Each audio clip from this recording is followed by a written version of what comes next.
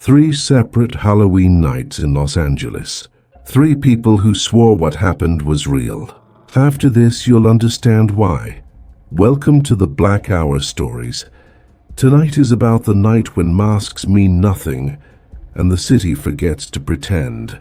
3 different people in Los Angeles walked into Halloween and met something that was not human. Each one thought it would be another noisy night of costumes and candy. Each one was wrong. If you clicked for real Halloween horrors from LA, you're in the right place. Keep your lights low. Remember the names. And if any of this sounds familiar, you might already be inside one of these stories.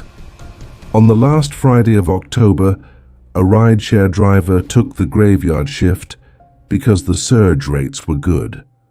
He lived off Sunset and paid rent barely on time. He knew every shortcut in Echo Park and Silver Lake.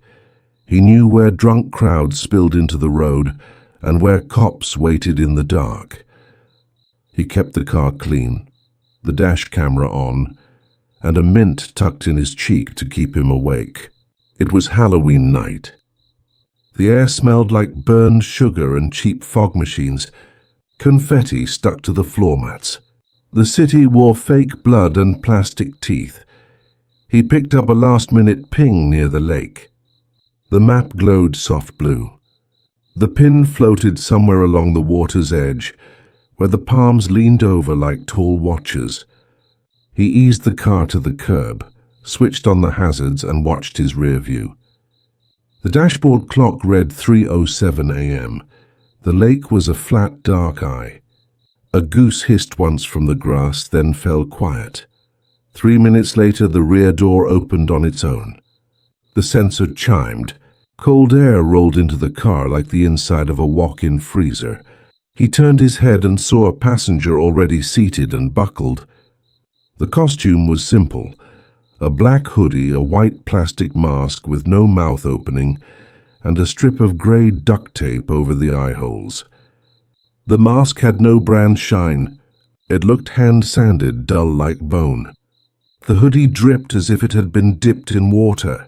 The smell was wet eucalyptus and mud. He asked the time out loud, even though the clock was right there. The clock ticked to 3:10 a.m. The map rerouted on its own to a destination he hadn't accepted, a cemetery in Boyle Heights he never picked, because it made riders uneasy. The fare showed approved. His app said the rider's name was a blank space. His phone buzzed with a text that he didn't see for a second because he was already pulling away from the lake. The text relit the screen. It was from his own number. It said to keep driving. He told himself it was a prank. The city was full of them tonight. He took the glide of Sunset toward the east, past shuttered taco spots and a jack-o'-lantern sagging into itself on a curb. The car's heater fought the cold that came off the passenger like fog. He checked the rear view again. The white mask faced forward, steady with that matte look that felt not new and not old, only used. At the next red light, he reached for the dash cam to make sure it was recording. The camera's little red dot blinked once, then held steady. He felt better. He always trusted the recording more than his own sleep-starved eyes. The light turned green. He rolled through deserted intersections where paper cups spun in lazy circles. Somewhere in the hills, a siren cried, and then stopped like it had been told to hush. He glanced into the rear view out of habit. For a heartbeat, there were 2 white masks in the back seat, shoulder to shoulder. He blinked. There was only one. The cold rose along the hair on his arms. His palm on the wheel felt damp. He told himself it was condensation. The first odd thing had already happened, but he convinced himself it hadn't. It would not stay that easy. The GPS line thickened like a vein on the screen. He realized the route drew a shape he recognized only when he passed a closed floral shop with black bars. The path curved out of its way twice to form a rough loop like an eye, and then a straight line that cut through it. On the map, someone had drawn a needle piercing a white circle. He didn't like that. He asked another question to no one in the car. The clock still read 3:10 a.m. It had not moved in several blocks. The passenger's hoodie left a damp crescent on the seat. He could see the waterline in the rear view. It didn't soak deeper into the fabric. It just sat there, a cold memory. At the bridge over the river, he saw a smear of dark footprints along the concrete walkway at the guardrail. Big, small, bare feet with long second toes. He looked away fast and checked the rear passenger window. A face looked back from the glass. It was his own, but the reflection moved a little slower. It blinked after he blinked. Its mouth parted half a second after his did. This was not a trick of night glass. The lag made his stomach fold. A chorus floated up from under the bridge. It sounded like a school choir rehearsing with mouths closed. The hum swelled and thinned as he drove over the river. The mask in the back seat tilted toward the sound.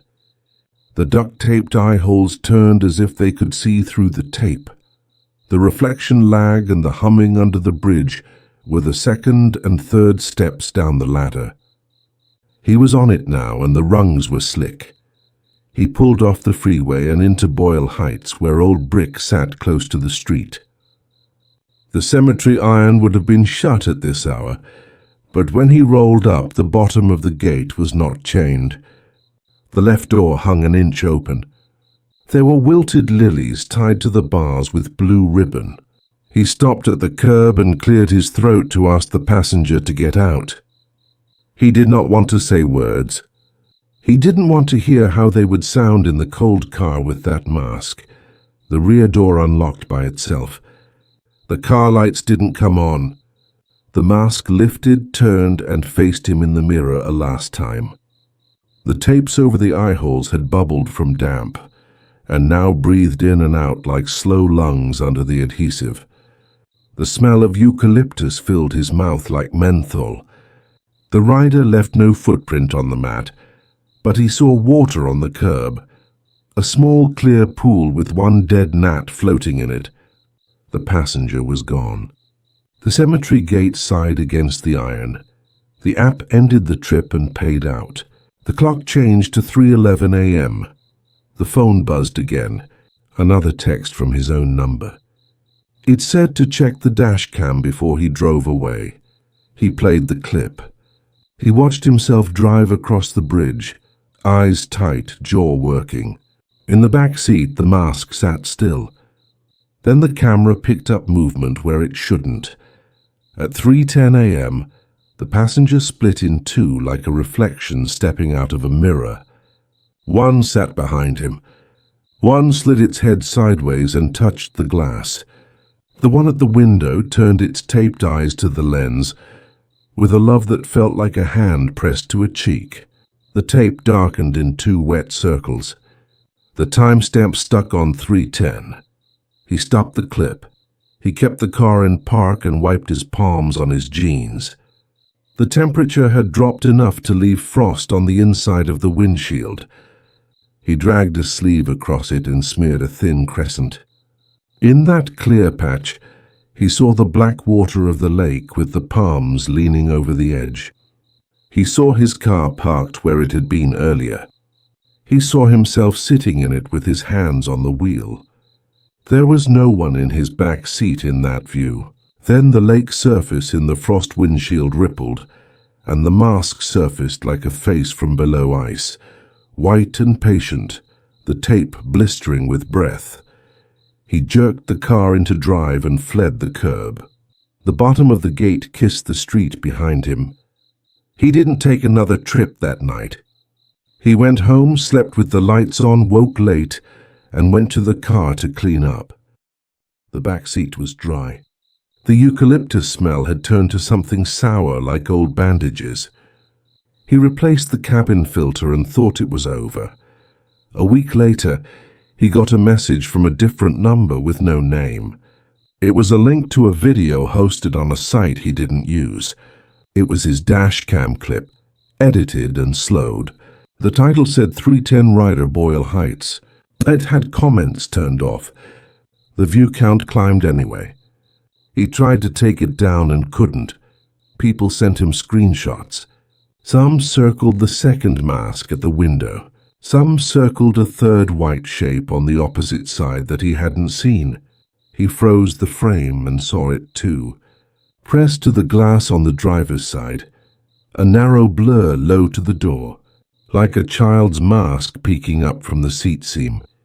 Every Halloween since, his clock pauses at 3:10 a.m. on any ride near the river. The app asks him to pick up a rider at the lake. He doesn't accept. The text still comes from his own number.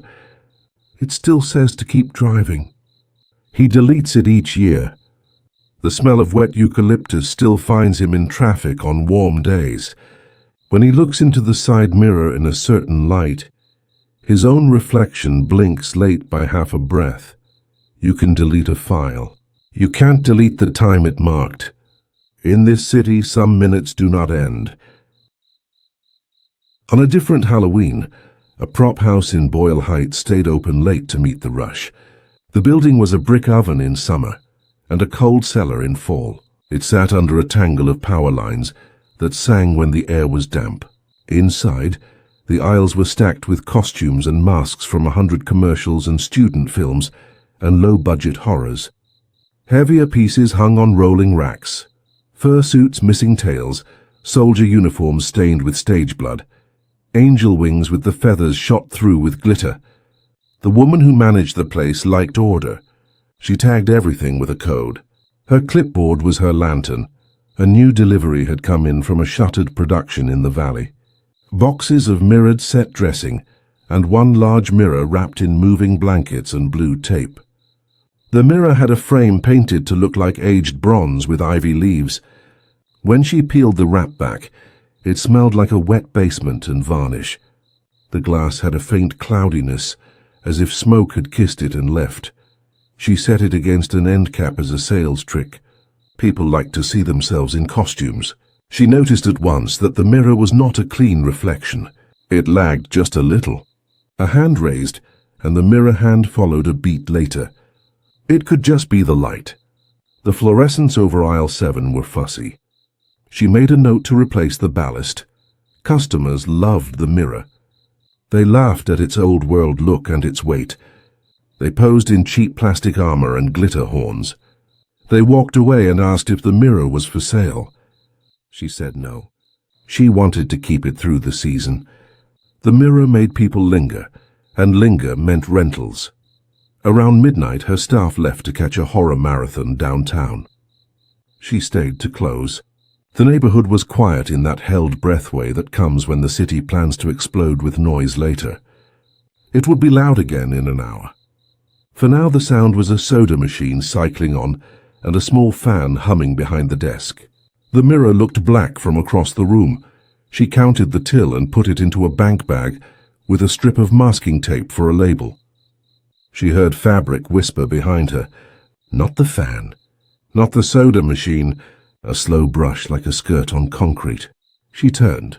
A long gown swayed on a hanger in no air. She set her jaw and walked the aisle. The gown stilled. She touched it. The fabric was soft and cold, as if it had just been pulled from a trunk in a damp garage.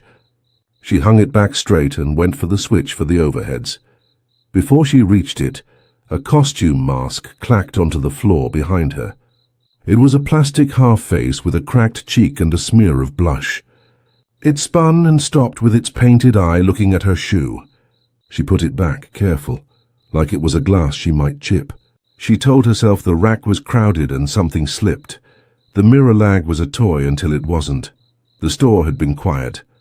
Now it was listening. She checked the mirror again while walking past it. Her reflection stood 2 inches too far left. It adjusted to match her only when she stopped moving. When it caught up, it showed her with the wrong bank bag. The tape on the bag and the glass was blue. In her hand it was white. She held her breath and watched the glass. The reflection looked tired. Fight always did this time of year. It rubbed its thumb against the bank bag and left a dark smear that she didn't see on her own bag. Her eyes stung. She told herself she needed sleep. She tried to power down the floor lights.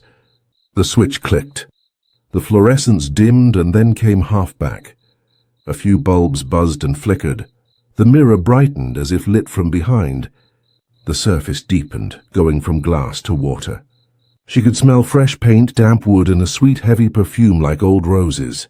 The frame's ivy leaves looked softer than they had a minute ago, as if they were fresh vines dipped in bronze. A figure moved in the glass. It was not her. It wore layers of fabric stitched together. A sleeve of black lace, an arm in red flannel, a shoulder in sequins, a collar of grey wool. The thing's head was wrapped in gauze that might have been bandages, or might have been wedding veil. The eyes were open holes in the wrap, dark and wide. It stood just behind her reflection, patient. When she turned around in the real aisle, nothing stood there. When she looked back at the mirror, the layered figure put its hand to the inside of the glass. She noted a rule right then, without meaning to. The mirror showed truths a few seconds late. It also showed what stood in the same air when nothing was there to see.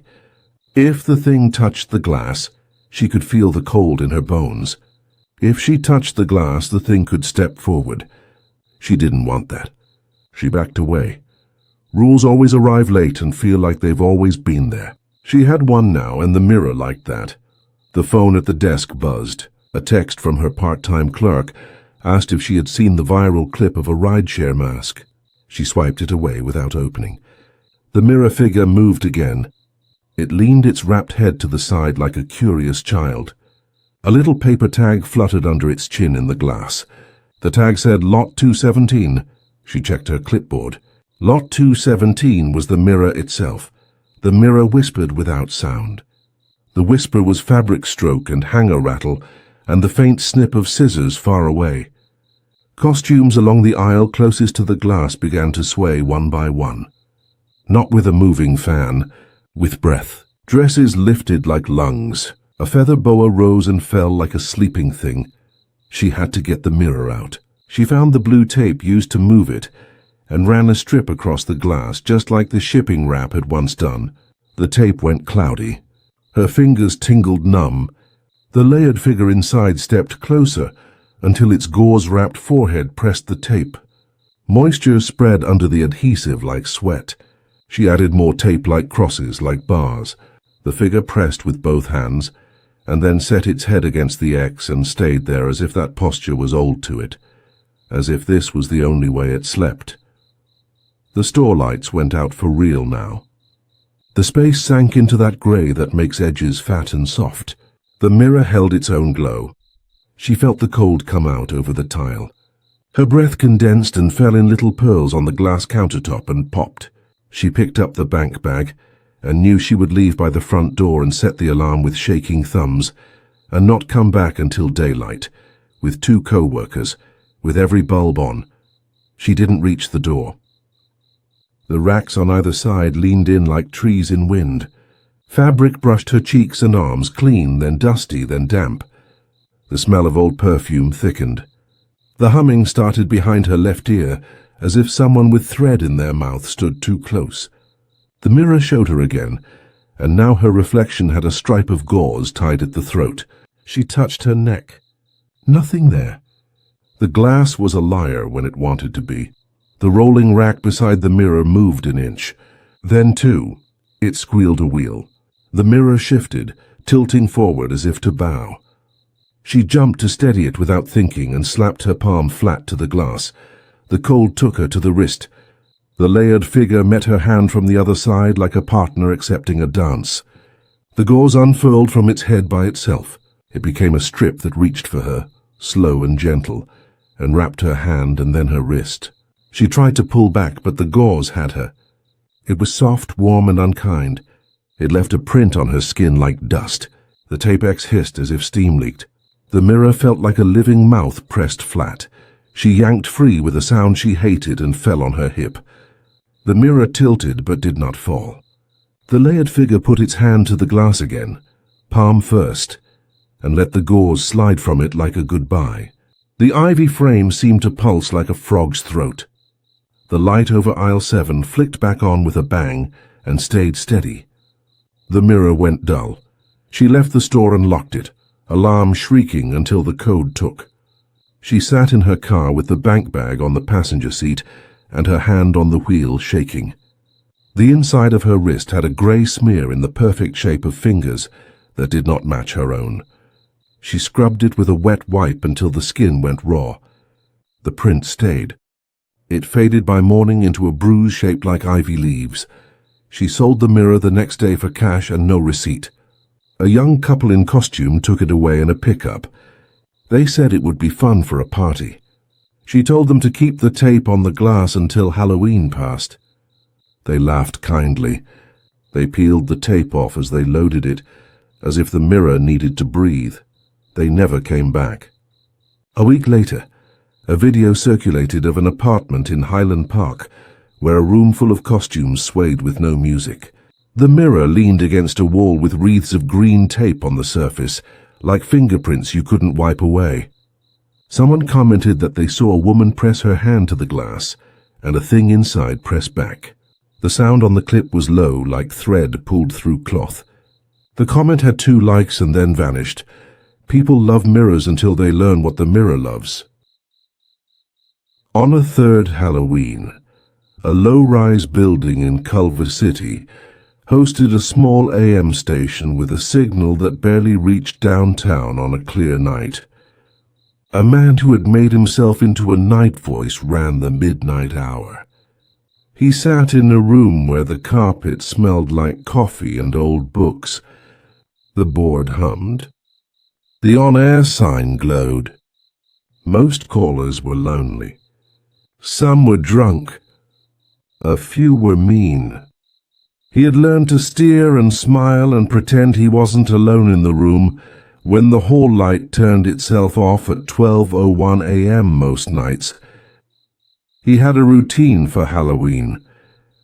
He took calls about haunted houses and strange sounds and last-minute costume disasters. He kept it light because the sponsors liked it that way. But each Halloween after he took the job, one call slipped in that was not light. It never came from a number he could see. The caller ID said private. The time always stamped 12:01 a.m. The voice always said his name backward first, then forward, like someone teaching a child a trick. There was always a thump in the line, like a hand on wood a room away. He never said the voice's name on air because it never offered one. He never told the audience how the room's temperature dropped when that call came in. The board's meters bled blue and stayed there. The tubes behind the rack glowed brighter. Frost bloomed on the metal edges of his desk, like an old photo developing in reverse. He picked up the line again this Halloween because that was his job, and also because he could not pick it up. The first thing he heard was the backward version of his name. It slid over his ear like ice water poured slow. The second thing he heard was a far-off radio, his own delayed by a breath. The third thing was a second voice behind the first, quiet, repeating everything with a child's exactness. The room light in the hallway clicked off. The on-air sign steadied, red like a stop wound. If you've ever heard your name wrong on purpose, you know how a thing can lay claim. He knew it now, late and too well. He tried to keep the show moving. He stacked tracks and rolled a bed of soft music under his words. The board's faders pushed themselves up a hair like someone was bored and needed a fidget. At 12:03 a.m., the tower outside clicked in the wind with that specific dry metal sound that carries through glass. At 12:04, a pop came from inside the wall, as if something exploded far away, and the shock wave took 5 seconds to arrive. He had a rule he'd learned by accident. If he spoke his own name on air while that voice was on the line, the recording would cut. The show archive would skip a clean 2 minutes. If he refused to say his name, the archive would hold. The night staff who processed podcasts had joked once that a ghost didn't like self-promo. He had not laughed. He had watched 4 hard drives fail in the studio the year that rule revealed itself. He had learned a second rule, too. If he answered any question asked by the backward voice in fewer than 3 words, the lights would pop and leave him in the dark until 12:10. He didn't test that rule anymore. Tonight the voice asked for a list of names. It did it slow. It wanted the first caller. It wanted the third. It wanted the 7th. The numbers were always odd, like the steps of a staircase that refused to land even. The second voice, the child, echoed each number. He could smell hot dust from the board now, the sign of a fuse that considered its options. He added more bed music. He cranked the room's thermostat. The air stayed cold enough to hang a breath. Listeners texted the station line that their radios were picking up a second show under his. A faint numbers station, a woman counting in halting English, someone else tapping in 3s against a microphone. 3 taps, a pause, 3 taps, a pause. Tap, tap, tap. He heard it too now when he took his headphones off one ear. It came from the direction of the tower, but the tower was old and honest and had never done this. Los Angeles forgets its old signals, but they never forget us. They circle the basin like coyotes at the scent of trash and little dogs. He walked to the window while a song played. He kept one hand on the fader out of habit, the way a rider keeps one hand on a rail. The parking lot was empty, but for a single sedan under a broken light and the smear of the city's glow behind the oil field. Pump jacks nodded slow on the hill like tired horses. The tower stood black against the deeper black of cloud. He watched its tip vanish in the grey. When he came back to the board, something had changed on his screen. The archive folder had created a new subfolder by itself. The name of the folder was his own name backward. Inside it, 3 files sat with timestamps for the last 3 Halloweens. He had not created those. He had not saved those. He opened the oldest and heard his own voice, then the backward voice, then a third voice that might have been him answering a question he swore he had not answered. He closed the file and didn't open the other 2. He moved the mouse to delete them. The cursor locked. The files duplicated and then duplicated again. His headphones gave him a whisper of cloth against cloth with no one in the room moving. At 12:07 a.m., an old photo fell from the wall. It was a black and white of the station as a newsroom in the 1950s. The faces in the picture had that stiff look of people who knew a camera was a rare thing. On the floor, the glass cracked in a line that ran right across one woman's mouth so that it looked taped shut. He felt a sudden pressure in his jaw, a clamp, then the release. The meters on the board all pegged right for a second, and then fell as if they had been thrown and then caught. The voice on the line asked for the 11th name. He did not say any name. He said a street. He said another song title. He said the word static. The backward voice repeated each like it was learning to speak. The hallway door clicked. He expected the night security guard. The station had one who walked the loop every hour and signed a log. The guard did not appear. The door closed itself very quietly, like someone had placed a palm on it to help it latch. He could see his breath now without looking for it. He reached for the coffee and found it iced in the cup. The top had a thin skin like a puddle on a winter morning. He pressed his finger through it and felt the sting. The show had always been about voices. Tonight it wanted bodies. It wanted to prove voices were enough to fetch them. At 12:09, the station switched to emergency generator for no good reason. The board stayed lit. The server rack stayed warm. The rest of the building dimmed to a coal. He kept talking because that was the only answer he had left. He filled the air with fat words and slow vowels. He told a story about a man who walked home one night and saw two masks in his back seat. He didn't say the city. He didn't say the time. He said the smell of eucalyptus because it made sense to him in a way he didn't like. The numbers station under his show counted down from 3, 3, 2, 1. The backward voice stopped.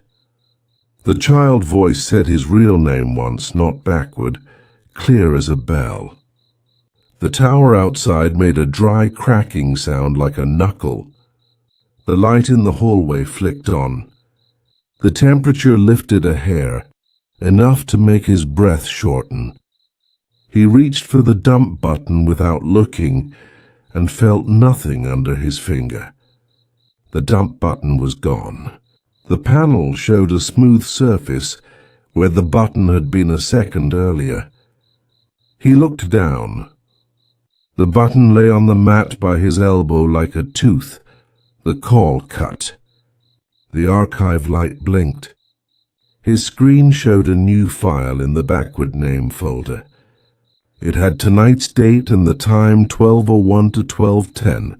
He did not open it. He closed the folder, finished the hour, played a last track, and sat with his hands on the desk, as if it were a table in church. He took the file home on a thumb drive because he couldn't not. He listened once more with headphones that he trusted in a living room that knew his habits. The file played the show, then the layered voices, then another sound that made the hair lift on his arms. It was the sound of something breathing through cloth. The breath paused exactly every 3 beats. It matched the pump jacks on the hill. The file ended with the faintest tap on wood. He counted out loud along with it and knew that the count wasn't 3. It was 11. He didn't own 11 of anything you could knock, so the sound had not come from his room. He doesn't work at the station anymore. He left without a scene. Another voice took his hour. On Halloween, he still wakes at 12:01 a.m., with the room too cold and the house too quiet. The hallway nightlight clicks off. The ice maker in his fridge holds its breath. His phone shows a missed call from private and a voicemail that plays his name backward once and a whisper of cloth. He changed numbers twice. It doesn't matter. The tower is not the tower. The thing that used to use it learned to use him and can reach a person by their breath. Some stations go off the air. Some do not. They go under the air and wait for the one night your name is easy to say wrong. Los Angeles treats Halloween like a show, but the city knows the old ways under the makeup. A rider leaves a cemetery gate half closed, and a clock holds a minute that does not pass. A mirror arrives with tape across its mouth, and the tape isn't enough. A late-night voice thinks he controls the board, and the button comes off in his hand like a loose tooth. If anything here felt too close to your own night, treat that as a rule you didn't know you were obeying. Tell us where you're listening from in the comments. And if you made it to the end, hit like, subscribe to the Black Hour Stories, and keep the lights low on Halloween. The city doesn't care if you believe. It only cares that you keep driving, keep looking, and keep answering to your name.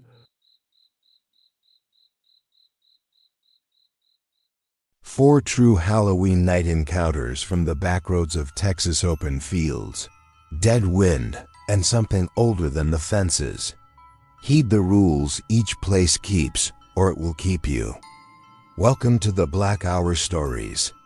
Tonight holds 4 real accounts from rural Texas, all happening on Halloween night, when farm sky turns black as a well and the wind tastes like pennies. These aren't pranks or costumes.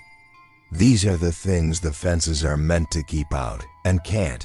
Settle in and listen for the rules. They show up before the claws. Our first story title is The Windmill That Drank the Wind. He had always known that windmill. It stood alone on a fenced patch of hardpan near a dry creek, its blades frozen more years than anyone cared to count.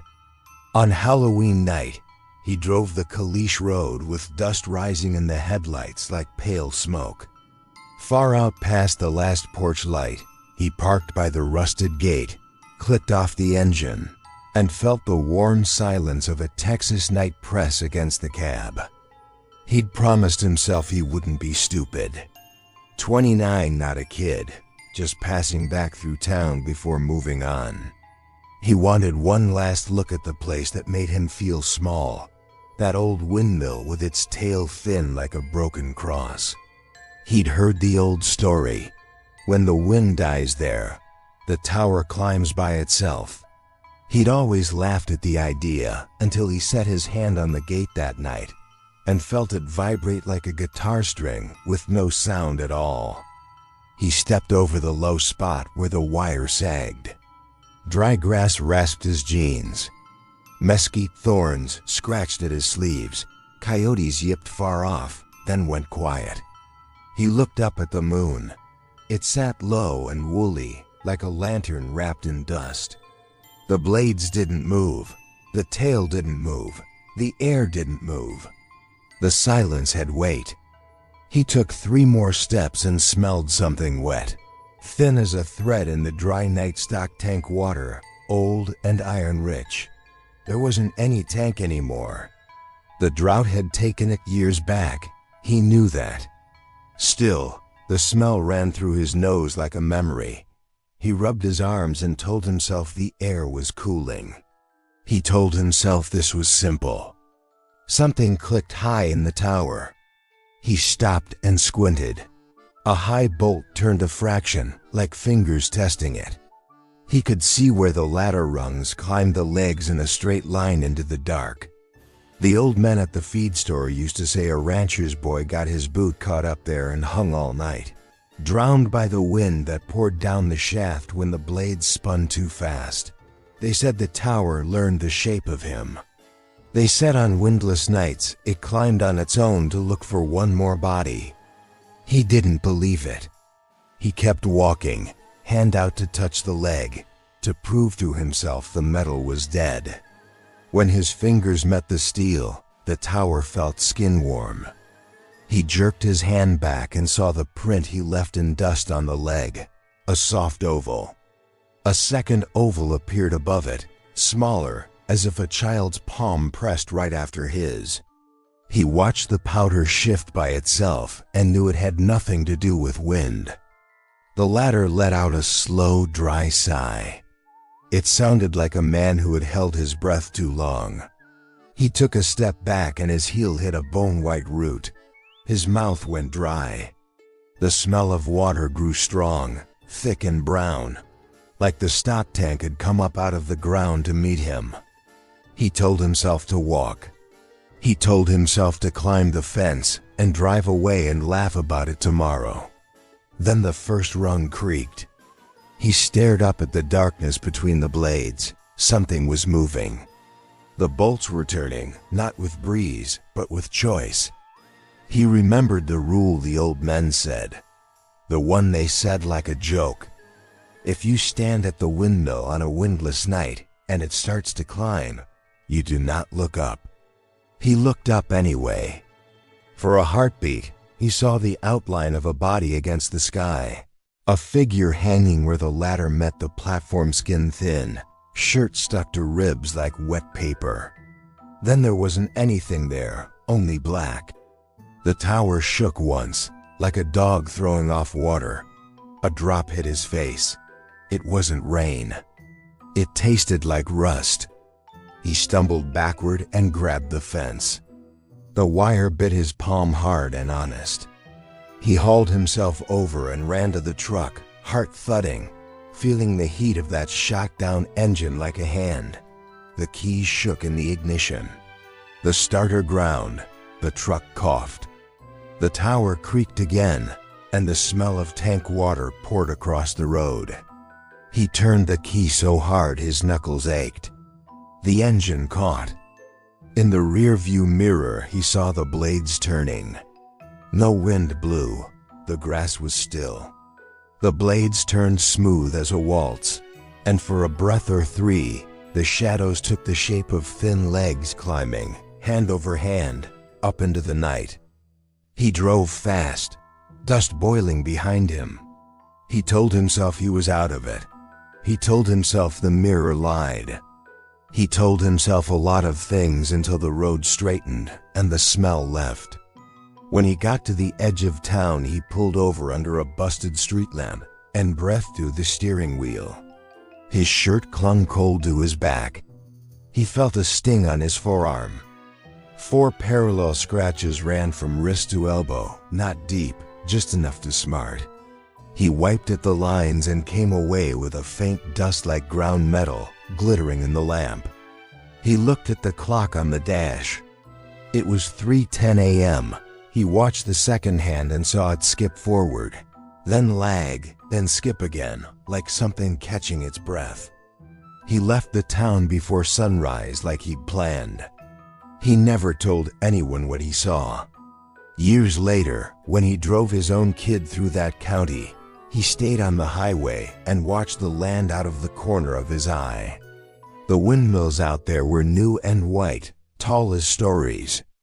A few old ones still stood with their tails crooked against the sky. When the wind died, he didn't look. The rule had arrived the hard way. Our second story of the night is the third white cross. She had been driving the farm-to-market road since she got her license. Halloween was only a date on the calendar, and she was one of those who liked the quiet. From the 2-lane you could see miles of cotton stubble and the faint orange glow of a distant gas flare. The radio barely came in, voices thin as thread. 3 white crosses stood on the right shoulder where a curve tightened like a fist. She knew the story the way everyone did. A wreck years back, folks put up 1 cross for each life. They said another woman died there on a later Halloween, a stranger who stepped into the road. No one ever claimed her. The trooper who worked the second accident quit the next spring and moved to San Angelo. People said if you didn't slow for the 3rd cross at midnight, the stranger got in your car without opening a door.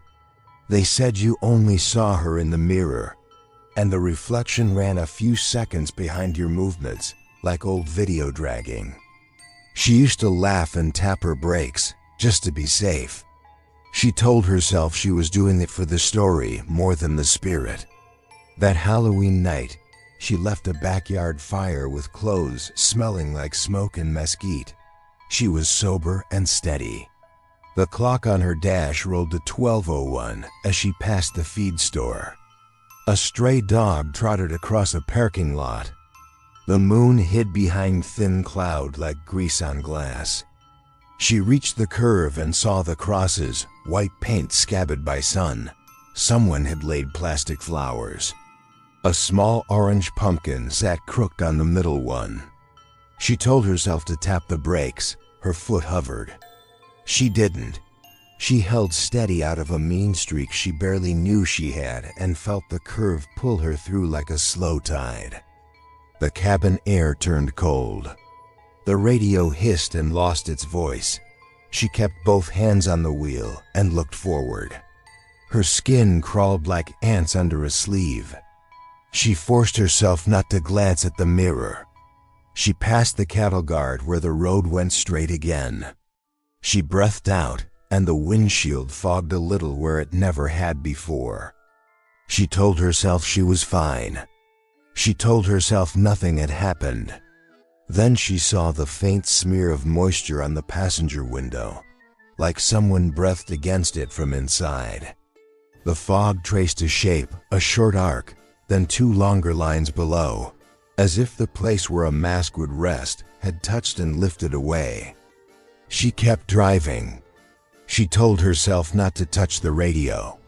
The dashboard clock ticked to 12:04, then stumbled back to 12:02, then jumped forward again.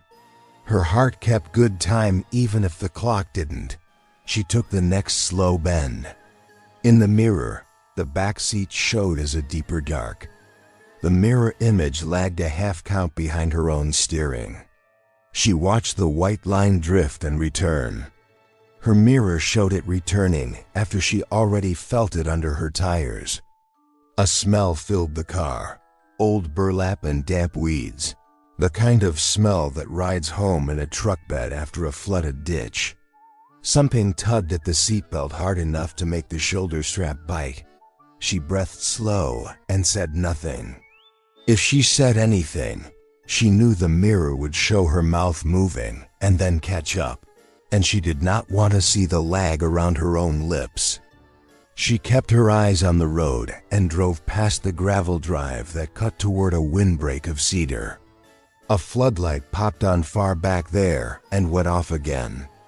Coyotes yodeled once and shut up. Something soft brushed the back of her neck, the touch of a skirt or long hair pulled by a draft. She swallowed and tasted iron like old water. She passed an old church where the bell tower didn't have a bell. The empty square breathed darkness into the sky. At the stop sign, she let the car roll slow and looked down at her hands. They shook. She told herself to turn right for town.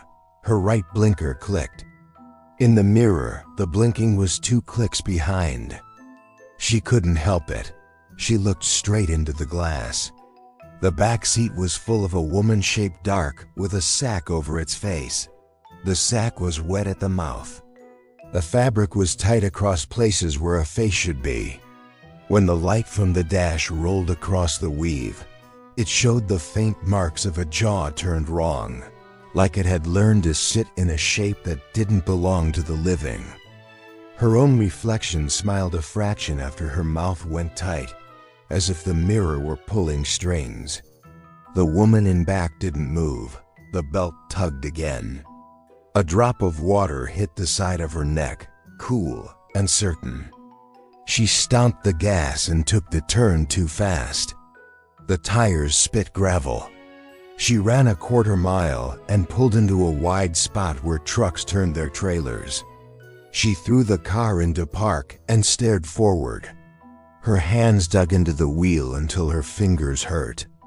The smell of wet burlap grew thick, then lighter, then thin, as if a door cracked and then closed. She did not look back again. She rolled her window down to let the cold air in. The fog at the passenger glass faded. The dashboard clock jumped forward to 12:10 and then held. Her right shoulder stopped hurting. The mirror movements lined up with her hands again. She sat there breathing until the world felt like itself. At home, she found mud in the trunk. Not much. Just 3 fingertips pressed into the fabric near the latch. Cotton fluff clung to the mud like drowned feathers. She left the car unlocked that night. She never passed the 3rd cross at speed again, not even in daylight. She tapped her brakes and said a name she did not know out loud in case hearing it helped the stranger rest. She didn't try to fix the rule. She only followed it, Here is our next story named Silo Voices at 3:10. They were not bad kids. They were only bored and loud on Halloween, the kind who drove back roads with a thermos of hot coffee and a bag of mini candy bars from their aunt's bowl. They parked by the old grain elevator outside of town, all corrugated metal and a rusted conveyor slanting into a dark slit near the top. The elevator had stood empty since the co-op closed. Wheat dust still lived in the seams. The night air carried a dry sweetness that didn't belong to any living field. They'd heard what older cousins said. On Halloween at 3:10 a.m., the silo sang. Not songs, not hymns, something like a low prayer that used no words anyone knows now. If you answered with your own name, the dust would learn the weight of it, and the steps would add one more rise to their count and never give it back. If you kept your mouth shut, you could leave with the number you came with. They talked big and walked toward the door with phones for light. The sky looked tall enough to drown in.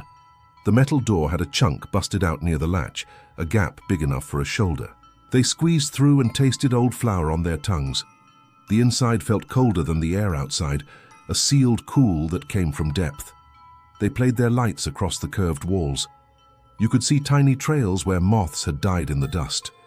The stairs rose along the inside in crooked flights, iron with a grit underfoot that felt like sand and rust. They started up, counting each step like a dare. The number was supposed to be 97 to the catwalk, then another 19 to the high platform that watched the conveyors. They wanted to make fun of the number. They wanted to prove how silly it was. They counted 21, 44, 60, 76. Their breath steamed, then didn't. It was hard to tell. Their lights shook a little on the walls. One of them trailed a fingertip along the dust and left a line like a pencil mark. The mark filled in behind her finger as if she had never touched it. Hook 1. They reached 97 and found only a blank panel of corrugated metal, no catwalk. The stairs went on. They looked at each other and laughed a small laugh that had no fun in it. They kept climbing. The metal popped and ticked as it cooled. The light swam in their hands. They hit 112 and found the catwalk then, late by 15, like the elevator had moved itself while they were watching it. Hook 2. They crossed the catwalk and it hummed under their weight, not like a machine but like a throat holding a note in the back where sound waits its turn. One of them said she heard whispering. Another said it was only wind trapped in the ribs of the place. The third said he smelled hot grain, impossible in the cold. He put his palm on the rail. It felt like skin over a knot of muscle, alive and slow. They looked at their phones. 3:07 a.m. The second hand crept. They all went quiet, not because they planned to, but because the room told them to. The air pressed in with a kindness that wasn't kind at all. A soft voice rose from below, low and steady, like the sound mothers make to soothe a crying baby. Simple and circular, with a rhythm that matched a heartbeat. It came from the empty bins, as if grain still lived there, and remembered the hands that shoveled it in and the feet that slipped in it. The voice didn't have words, but it did have a pattern. It rose and fell 3 times and then held, a long sleep sound in a throat the size of a room. Their chests tightened when it held. When it fell, their chests loosened. They realized together it was making room for their breath. Hook 3. 3:10 a.m. landed with a small click on all 3 of their screens. The sound became thicker, like the voice had turned its head and faced them. The youngest felt something ask for her name without sound. She opened her mouth because manners are hard to unlearn. The oldest touched her sleeve and shook his head. She closed her mouth and nodded. She could feel her own name sitting on her tongue like a small, warm coin. A hush fell hard. Their lights dimmed a little, not the batteries, not the bulbs. The light itself seemed tired. The dust hung still. Then the seams along the corrugated wall shed a thin line of pale chaff and closed again. It looked like a mouth testing its teeth.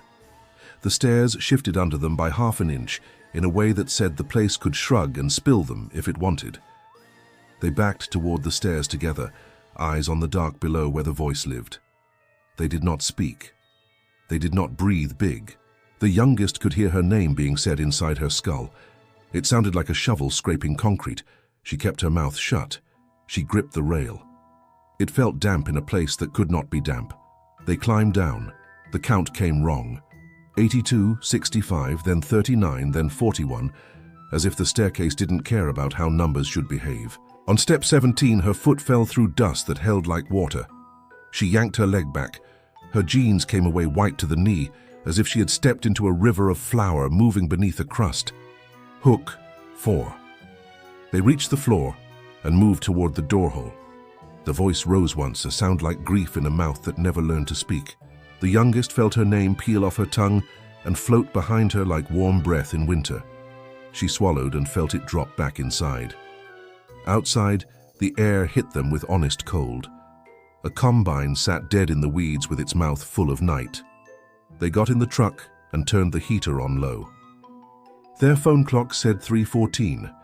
The youngest watched the doorway for a long time, as if something might slide out sideways like a shadow takes a step.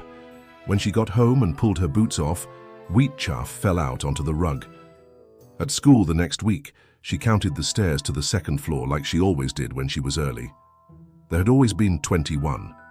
That morning there were 22. She stood there quiet and went the long way around. She had the sense the elevator had followed her, with a new number burning slow in its dark, patient gut. She moved away from the county after that fall. She never walked up unfamiliar stairs without counting first. If the count came wrong, even by one, she turned around. The rule had shown itself, and she wasn't going to let it learn her name again. Here is our fourth and last story of the day. The name of the story is The Thing That Wanted Salt.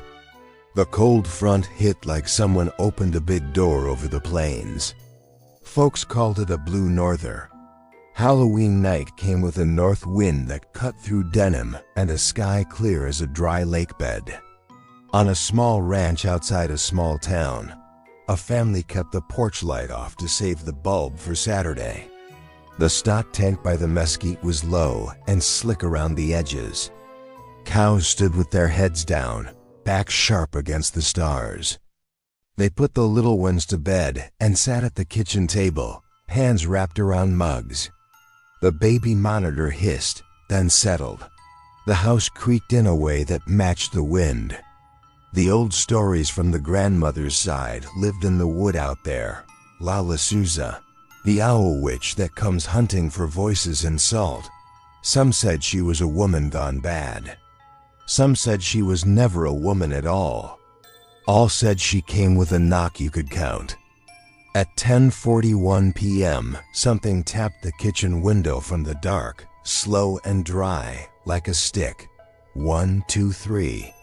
They looked at each other and smiled the way people smile when they pretend at small fear. A minute later it came again. 4, 5, 6. They stood a little less easy. The seventh knock waited as if listening for them to ask for it. When it came, it clicked like a fingernail. They told themselves it was a branch. The mesquite on that side never grew close. The husband went to the mudroom and grabbed the flashlight. The wife stood in the hall where she could see the front door and the back. The house felt still under the wind, the way a big animal holds its breath when it hears something small move nearby. Outside, the flashlight showed the porch empty. No branch touched the glass. Dust had blown into the corner by the boots. The wind pressed along the siding like someone's palm. Far out by the tank, an owl called, not a hoot, but a long cry like a woman trying not to be heard.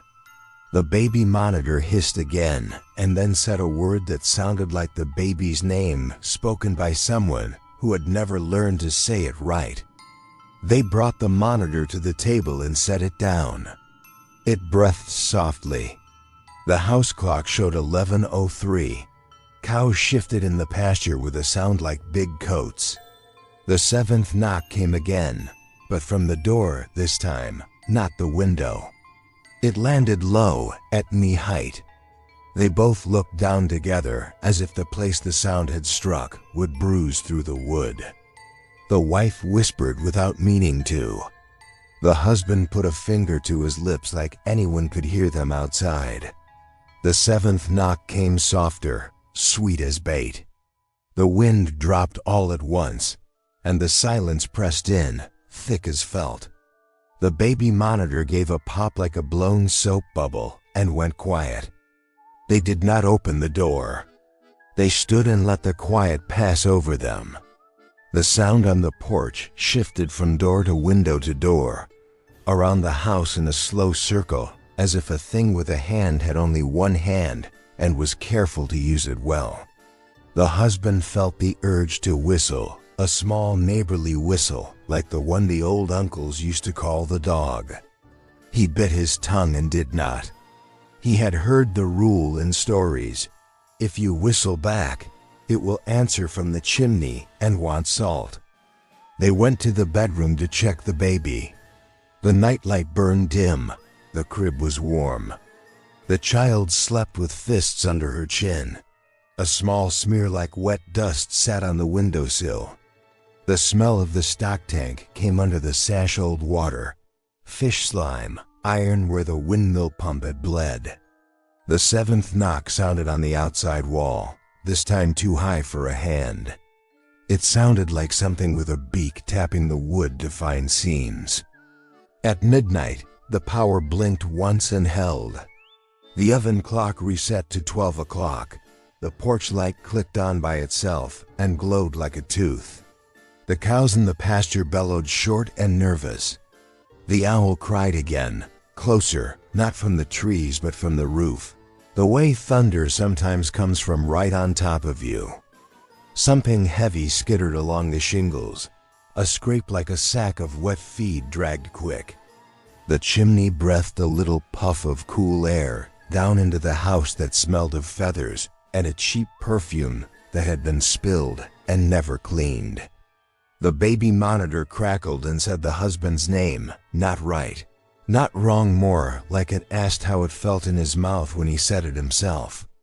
He moved to the kitchen, opened the cabinet, and pulled out the canister of table salt. He stood with it in his hands and felt the urge to open it and pour a line along the windows and doors. He could see how the white would look against the wood, fat and stubborn, a fence a thing like this might hate. He remembered his grandmother using salt for good and for bad, lines you don't cross, circles you don't break, handshakes that mean more than hands. He opened the back door fast and poured a thick line across the threshold, then shut the door before the wind could scold him. The seventh knock hit the door and went hollow, like it struck a church bell with no bell in it. The salt line jumped, a grain at a time, not moving but not still. The owl cried from the chimney, right above the firebox. The sound came down in a ribbon so thin it made their teeth ache. The baby monitor said the baby's name again, sweet as a lullaby. The baby did not cry. She breathed slow and sure. The sound went through the house like a hand checking every latch. The husband took the salt and walked the baseboards. He poured lines under windows, across thresholds, around the crib. The wife followed with a second canister and added to the lines with sugar where the salt ran thin. Not because sugar helps, but because white is white when you need it to be. The seventh knock followed the pour and tested it in little taps. At 1 a.m., the wind died. The silence that landed felt like a big presence settling its weight. Hooves clopped on the porch boards, not cow hooves. Goat or deer, light and quick, stopping, starting, trying a rhythm it did not know. The door handle turned slow and then quick. A dry tongue dragged the gap at the bottom of the door. The salt hissed like rain on a skillet. They stood still and let the salt do what it does. The sugar crusted and turned damp. Something breathed at the keyhole, a slow in and out that turned the metal cold. The chimney gave a soft cough of soot into the firebox as if something underweight had shifted there. The owl cry unspooled into a long laugh that wasn't a laugh. At 2:17, the porch boards bent as if someone had crouched. A whisper slid under the door. It wasn't a language. It was the sound of rust in a pipe when water first begins to move. It grew thinner and thinner until it was only the idea of sound. The husband felt the back of his tongue itch. He put his fist under his chin to keep it shut. He would not whistle back. He would not give it the thing it asked for. At 3:10 a.m., the house loosened. The wind came back small and honest. The seventh knock did not come again. The baby monitor stopped trying to be a mouth. The cows lay down and chewed their cud. The porch steps rose a hair, the way wood does when weight leaves it. They waited until dawn to open the door. The salt line lay thin and gray where the wind had pushed it, but it was still a line. On the porch boards, small scratches ran in arcs, as if a beak blind tested for a gap. The doormat had a wet spot the size and shape of a human hand turned backward at the wrist. Out by the stock tank, the water had gone dark. 10 small fish lay belly up around the rim, their scales blackened like they had been rolled in the coals of a fire and set back gently. They gathered the fish and buried them by the back fence. The husband swept the porch salt into a jar and screwed the lid tight and put it on a high shelf. The wife wiped the baby's window clean and set a small glass of plain water on the sill. When the wind moved through the mesquite and made all the thin leaves sound like rain, they let it. They do not answer knocks if they come in sevens anymore. They do not whistle at night. They keep salt where it can be reached in the dark. They say the old names of things only in daylight. The rule holds, and so does the house. The fields keep their own clocks, and some nights their hands don't match ours. On Halloween in rural Texas, the windmills climb without wind, the road mirrors lag, the silos count wrong, and something on a porch waits for you to forget the old rules. If you remember them, you might walk out whole. If you don't, the land remembers for you, and it keeps what you owe. Tell us where you're listening from in the comments. If these stories stuck to your ribs, hit like and subscribe so you don't miss the next night we turn off the lights together. Welcome to the Black Hour Stories. Tonight's story is about a quiet house, an empty night, and the sound that came from inside the walls. It's called The Knock in the Hallway. Madison liked the kind of silence that only came after her parents left. They'd gone on a short overnight trip, waving from the driveway and reminding her to lock both doors. The little 2-story house stood on a sleepy street lined with young maple trees and neat lawns. Everything about it looked safe: fresh white paint, new porch light, a clean welcome mat. Inside, the air smelled faintly of lemon polish and the faint dust of unpacked boxes. It was the family's first spring in the place, and Madison had never spent a night there alone until now. She ate leftover pasta in front of the TV, half watching, half scrolling on her phone. Outside, the light dimmed to blue, and wind brushed the branches against the siding. When the clock on the screen hit 9, she realized how still everything had become. The refrigerator hummed, but beyond that, nothing. No passing cars, no neighbor's dog, not even the tick of pipes she had grown used to. The quiet didn't sound natural. It felt like the house was holding its breath. She turned the volume up just a little to break the weight of it. Around 9:30, a small flicker caught her eye. The hallway light by the stairs pulsed once and steadied again. She frowned but told herself it was nothing. New houses did weird things. Her dad had said so. Then, as if the house wanted to test her nerves, she heard it. 3 knocks, soft and slow. They came from the hallway, not from any door, not from outside, but from somewhere inside the walls. Each one echoed through the floorboards and settled deep in her chest. She froze on the couch. The knocks stopped, and the silence after them felt thicker than before. She waited a long minute, then another. When nothing else came, she exhaled and forced a laugh. Probably pipes. Wood settles, she thought. It's an old frame under new paint. But the part of her that didn't believe excuses was already listening too hard. Finally, she stood up. Her bare feet made no sound on the floor as she walked toward the hallway. She reached the switch, flipped it, and filled the narrow space with warm yellow light. Everything looked fine, the rug straight, the small table neat, the framed photo of her parents smiling. She started to turn away, and that's when she noticed the prints. Wet footprints, small grayish shaped like bare feet, leading from the base of the stairs to the bottom step. There were maybe half a dozen, and they gleamed faintly as if they had just been made. She knelt down, touched one, and felt nothing but cool wood, dry already. The air smelled faintly of metal, sharp and old. She called out, "Hello?" But her voice felt swallowed, as though the walls had taken it and pressed it flat. A moment later, she heard a sound from upstairs, a soft creak of weight on carpet, too slow and steady to be the wind. Someone or something was moving up there. Madison stepped back. Her parents' bedroom door was up there, closed when they left. She stared at the ceiling, waiting for another sound. When it didn't come, she took out her phone. No signal. The Wi-Fi bars had vanished too.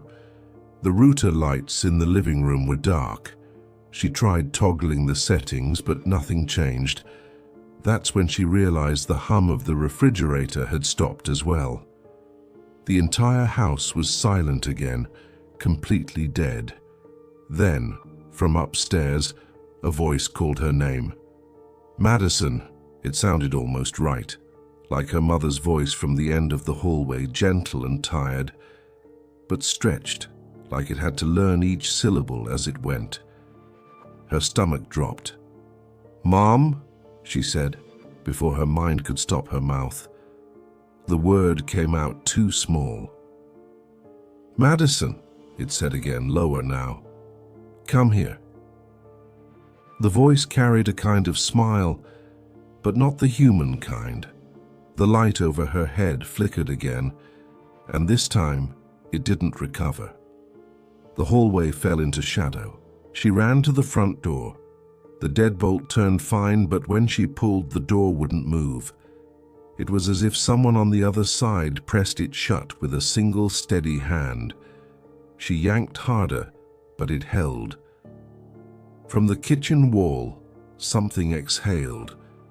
A rough, heavy breathing filled the space between the studs, too slow to belong to an animal.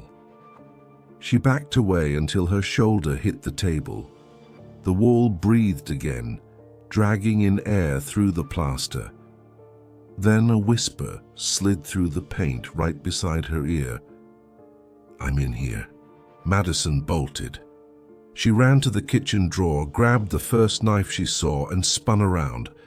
The lights died completely. Only the faint blue glow from the microwave and oven lit the room. Both clocks blinked the same time, 3:10. The power was supposed to be out, but the numbers shone steady. 3 knocks came again, now from above her head. Slow, deliberate, traveling across the ceiling like footsteps without feet. The oven beeped once. She looked up and saw the light over the stairs flicker back to life, weak and yellow. At the top stood a figure. For a moment, she thought it was her reflection from the mirror on the landing, but the mirror was to the side, not straight ahead. The figure looked like her. Same hair, same shape. But the face was blurred, as if someone had pressed soft clay into her features. It tilted its head. The skin of its cheeks wrinkled wrong. When it spoke, her own voice came out of it. "You left the light on." Madison screamed and stumbled backward, dropping the knife. The thing began to move down the stairs, leaving a fresh line of wet footprints behind it. Each step sounded softer than the one before, like it was sinking into the house instead of walking through it. She ran to her room and slammed the door, dragging her dresser across the carpet until it jammed against the frame. The air smelled faintly of earth and rain now, the sweet rot of something alive underground. She clutched her phone, but the screen stayed black. The nightlight by her bed glowed orange, though its plug hung loose. For a few minutes she listened to nothing but her breathing. Then a soft thump came from her closet. Just one. The kind of sound a hanger makes when it swings against wood. She stared at the door. Her reflection in the mirror across the room blinked half a second late. She held her breath, waiting for the mirror to catch up. A second knock came from the closet, then a third. 3. Always 3. She whispered, "Please stop." A voice answered through the door crack. Her own voice, perfect this time. "You shouldn't have turned the light on." Her hand shook so badly she nearly dropped the phone again. She stepped closer to the closet. A damp smell poured from the crack. Inside, something shifted, and she saw a sliver of space that shouldn't exist. An opening behind the wall, a narrow passage cut straight through the studs. She used the phone's flashlight and peered in. Bare footprints trailed through the dust into the darkness beyond. A breath of air brushed her face from inside. Then she saw it. Her own face again, half hidden in shadow, smiling. "You let me in," it whispered. The phone light died. The nightlight burst with a pop. For a moment the room was nothing but black. Then the hallway outside lit up bright again. The figure was there, standing beyond her door, its head bent slightly as if listening. The doorknob turned. Once, twice, slow and curious. The dresser held. Then everything went still again. Madison stepped back until she hit the bed. A soft knock tapped from beneath the mattress. She jumped away. The sound came again. 3 dull thuds from inside the frame. The floor beneath her feet felt like it was breathing, rising and falling with invisible lungs. She turned to the window. Outside, the street looked calm. A single porch light glowed across the road. If she could just open it, she could scream, run, do anything. She unlocked the latch and shoved up the frame. It didn't move. She shoved harder. The glass shook but held. Then, from the other side, a wet handprint bloomed on the pane. Fingers too long, palm too narrow, pressed against the glass from outside. Water slid down in clear streaks. Behind her, the closet door creaked open by itself. The same voice, hers but wrong, whispered, "It's bigger in the walls." Something moved in the reflection. She looked at the mirror again. Her reflection smiled while she stood still. It lifted a finger and pressed it to its lips. She grabbed the dresser lamp, yanked it toward the closet, and twisted the bulb toward the darkness. The light flared white-hot, spilling into the passage.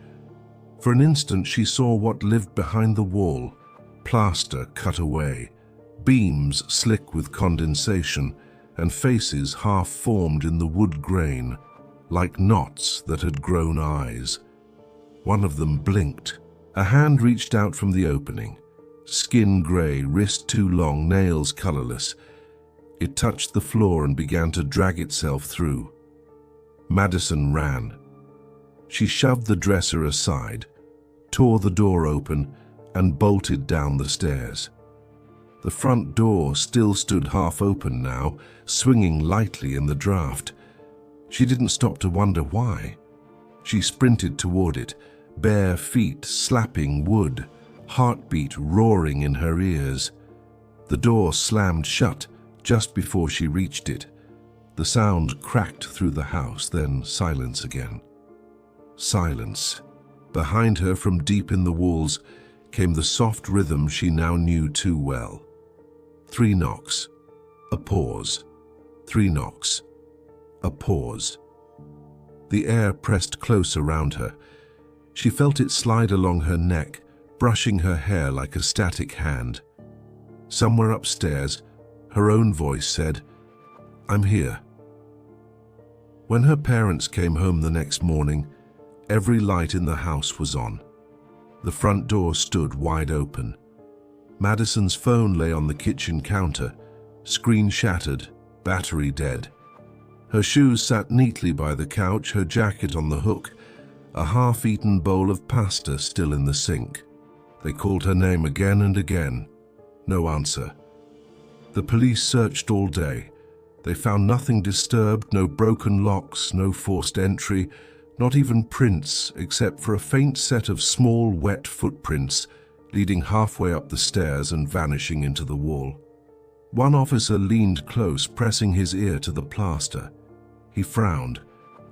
"There's something." A sound came, soft and distant, like knuckles brushing wood. 3 slow knocks. Then silence. Madison was never found. The house stayed empty for months before it went back on the market. New paint covered the hallway again. New lights were installed. But the electricians swore one thing they couldn't fix. The wiring in the hallway kept flickering at exactly 3:10 every night, no matter what they replaced. Neighbors say that sometimes when the street goes quiet and the trees stop moving, you can hear it through the thin evening air. 3 faint knocks coming from deep inside that house, each one slower than the last, each one waiting for someone to answer. If you ever hear it, 3 soft raps from somewhere you can't see, don't look for where it came from. Houses remember their names, and some names they say back. Tell us where you're listening from in the comments, and if this story left a chill in your hallway, like and subscribe for more dark nights from the Black Hour stories. Keep your lights small. Don't answer the 3rd knock.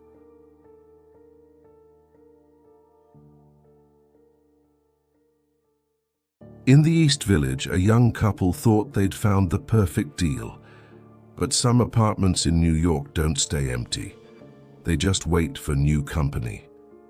Welcome to the Black Hour Stories. Tonight begins a 5-part journey through haunted apartments across New York City. Our first tale comes from the East Village, where one couple learned the hard way that some tenants never leave. The apartment on East 10th Street looked perfect when Lena and Drew first saw it. 3rd floor, rent-controlled, bright windows facing the street, and a tiny brick balcony that barely held 2 folding chairs. The listing said, "Historic building," which in Manhattan usually meant old but falling apart. Yet this place looked spotless, newly painted, floors polished. The landlord, a quiet man named Mr. Abrams, showed them around without smiling once. When Drew joked about the cheap rent, Abrams just said, "It's been vacant a while." He never said why. They signed the lease the same day. Their first week there felt almost too good. The neighbors kept to themselves.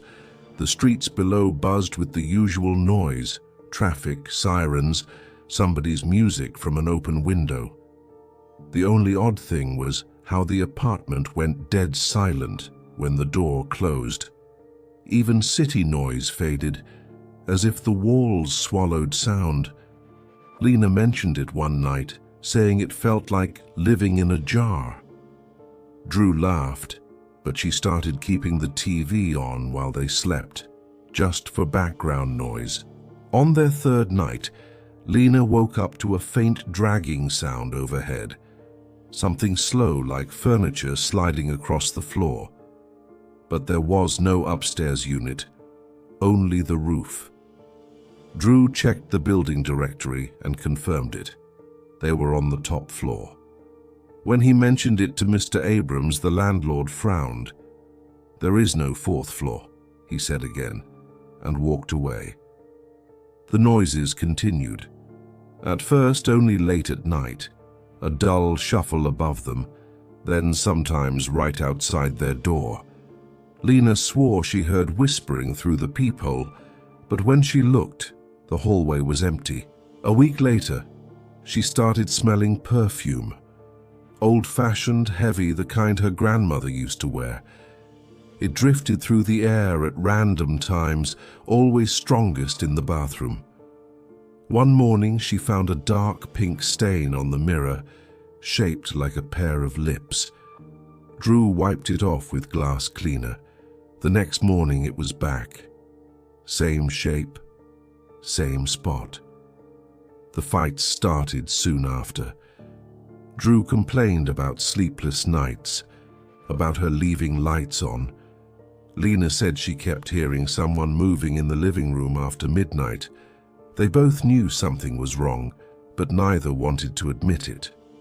One night around 3 a.m., the dragging sound came again, louder this time, followed by a single thump, like something heavy had fallen. Drew grabbed a flashlight and opened the door to the hall. Cold air rushed in. For a second, he thought he saw someone at the far end. A woman standing in front of the sealed attic door, long hair hanging down, a white glow around her shoulders. When he blinked, she was gone. Lena begged him not to go out again after dark. She started sleeping on the couch with the lights on. A few days later, she found a burned patch on their bed sheet, shaped like a hand. No fire, no candle nearby, just scorched fabric. That same afternoon, they noticed new mail slipped under the door. Old envelopes, yellowed with age, addressed to Mrs. Evelyn Carter, Apt 3B. They took them to Abrams, but he just looked pale and said, "She used to live there, long time ago. Fire in 62. Nobody made it out." Lena asked how that was possible since the building still stood. He said quietly, "They rebuilt from the 3rd floor down. The rest stayed." That night, the smell of smoke filled the room. It wasn't the faint perfume anymore, but it was choking, acrid, like a house on fire. Lena screamed for Drew, but he was already at the window trying to open it. The glass wouldn't budge. The air shimmered around them, heat pressing on their skin. Then, as suddenly as it began, it was gone. They ran out of the apartment, leaving everything behind. Mr. Abrams found them the next morning sleeping on the front steps, pale and shaking. He didn't ask questions. He just took the keys back and said, "You're not the first." Later that week, one of the neighbors told Lena the truth. Apartment 3B had once been sealed. A couple moved in during the 1970s without permission, broke through the barrier, and stayed until the same thing happened. Smoke, noise, handprints, the smell of roses turning to ash. Every new tenant since then had left within a month. No one rents it now. But those who pass by at night swear they see a soft orange glow through the window, like flames trapped behind the glass. Sometimes, if you stand across the street and listen closely, you can hear faint piano music drifting through the air, a slow, sad tune, like someone trying to play over the noise of a fire. The building still stands, the rent still cheap. Mr. Abrams still refuses to talk about 3B, and if you ever walk down East 10th Street late at night, look up at the 3rd floor. You might see movement, a figure near the curtains, watching the street below. They say she's still waiting for her husband to come home, and until he does, she won't leave. Some apartments in New York are never really empty. Their lights go out, their doors get locked, but the walls remember who they belong to. That was story 1. They still live there. Next, we'll head to Queens for story 2, Don't Rent These Places, where another unlucky tenant found out that some bargains come with a cost you can't pay. Tell us where you're listening from in the comments and stay close. The next story begins soon on the Black Hour Stories. In Queens, cheap rent lured one college student into a place that should have stayed vacant. He thought he'd found a steal, but the apartment had its own rules. Welcome back to the Black Hour Stories. If you thought East 10th Street was bad, wait until you hear what happened in Queens.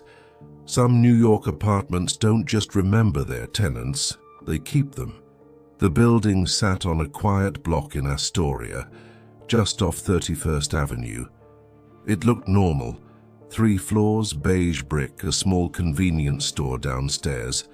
The kind of place you'd walk by 100 times without noticing. When 21-year-old Miguel found the ad online, it sounded too good to be true. A studio apartment for $650 a month, heat and water included. He called immediately. The landlord didn't even ask for references. He just said, "If you've got first month's rent, it's yours." Miguel moved in the next day. The apartment wasn't bad. Bare walls, linoleum floor, a cracked window overlooking the alley. But he liked the quiet. He told his friends it felt peaceful, a good spot to study. It didn't stay peaceful for long. The first thing he noticed was the scratching. Not mice. It was too slow, too deliberate.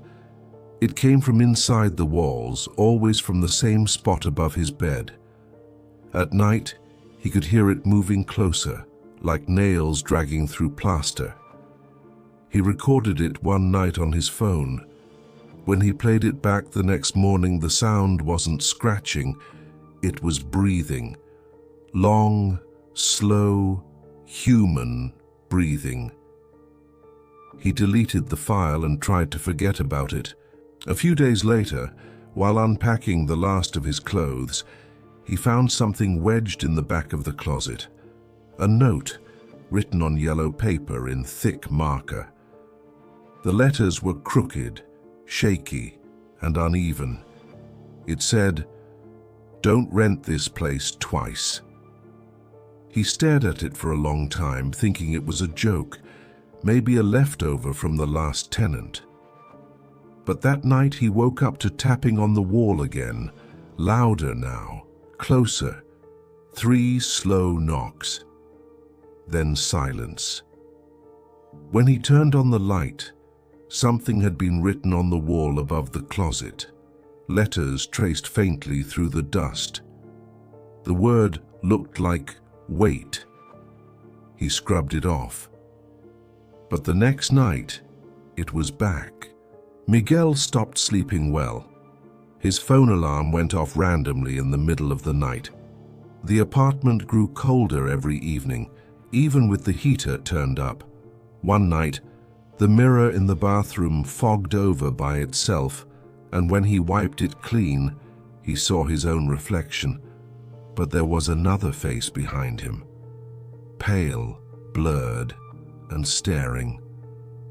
He called the landlord the next morning, but the man just sighed. "You're the 5th one," he said. "If you want out, I won't keep your deposit."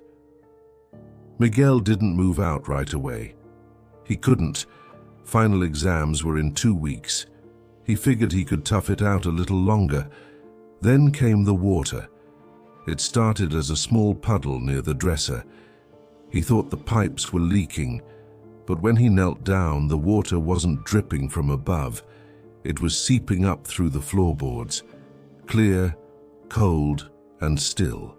He went to bed uneasy that night, leaving the lamp on. Around 3 a.m., a sound woke him, a low, wet slosh. He looked down. The floor was covered in water, maybe 2 inches deep, stretching across the whole apartment. His shoes floated against the wall. The air smelled like river mud. Panicking, he jumped out of bed, splashing to the door, but when he opened it, the hallway was dry. He looked back inside, and the water was gone. The floor was completely dry. His heart hammered. He didn't sleep again that night. The next morning, his dresser drawer was half open. Inside lay the same yellow note, now soggy and torn, letters bleeding into the paper. But there was something new written on the back, a second line that hadn't been there before. "He's still under us." Miguel froze. He called a friend from campus, asked him to come over. When his friend arrived, they pulled the dresser away from the wall and found a dark spot on the floorboards. It looked like water damage at first, but it spread in a perfect outline of a human body. The wood was warped, soft to the touch. When Miguel pressed it, something underneath gave slightly, like a sponge. They didn't open it. They just left. That night, Miguel stayed at a friend's dorm. When he went back the next morning to grab his laptop, the entire apartment smelled of standing water. And every surface, the mirror, the window, the floor, was covered with faint handprints. He threw his key through the mail slot and never looked back. A month later, he checked the listings out of curiosity. There it was again. Same photo, same rent, same cracked window.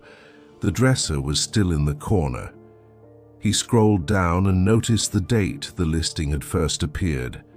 It wasn't from that year. It was from 2008.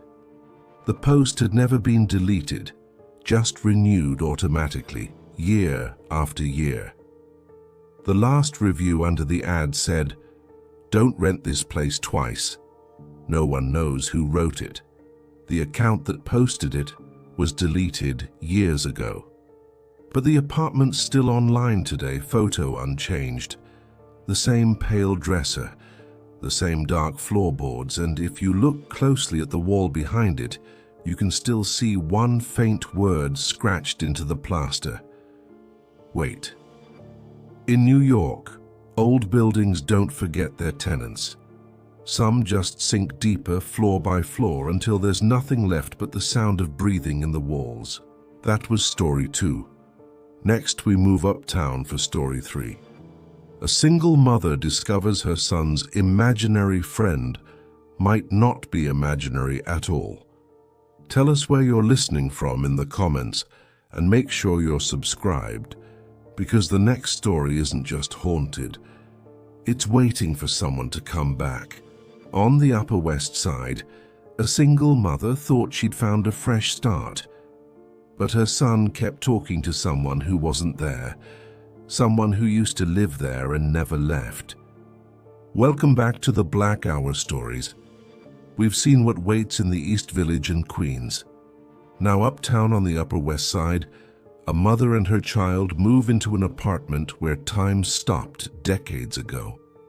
And one old tenant isn't ready to move on. Mara had been searching for months. After the divorce, every apartment she could afford felt like a closet. The one on West 87th Street wasn't perfect, small, old, a little musty, but it was hers. The landlord, Mrs. Adler, was friendly and oddly eager to rent it out. "Lovely space," she said. "Old bones, good light. The last tenant was a nice lady, lived here a long time." Mara signed the papers and moved in with her 6-year-old son, Luke. The place smelled faintly of roses, though the windows had been shut for weeks. Luke said he liked it. It felt warm. Mara thought that was sweet. For the first few nights, everything was fine. Then Luke started talking to someone he called Miss L. At first, it was innocent. He'd chatter while drawing or eating breakfast, saying things like, "Miss L says the rain sounds nice," or "Miss L likes your pancakes." Mara figured it was just an imaginary friend, a normal thing for a child adjusting to a new home. But one night, She caught him whispering in the kitchen. He was sitting at the table with an empty chair pulled out across from him. "She's not hungry today," he said quietly, staring at the space in front of him. Mara laughed it off, but something about the way he said it made her skin prickle. A few days later, while unpacking boxes, she found an old photo wedged behind the radiator, a black and white picture of an elderly woman holding a teacup. On the back, in faded ink, was written, "Lillian Klein, 1947. When Mara showed it to the landlord, Mrs. Adler hesitated. "Oh, Miss Klein, she lived there almost 40 years. Passed away in that apartment, actually, quietly, in her sleep." That night, Mara couldn't shake the feeling that she was being watched. The smell of roses filled the hallway again, stronger than before. The next morning, she noticed the kitchen clock was wrong. It ticked backward. She tried to fix it, but the hands spun wildly before freezing at exactly 3:10. Luke said softly, "Miss L fixed it. She doesn't like mornings." The air felt colder after that. Soon, small things started happening.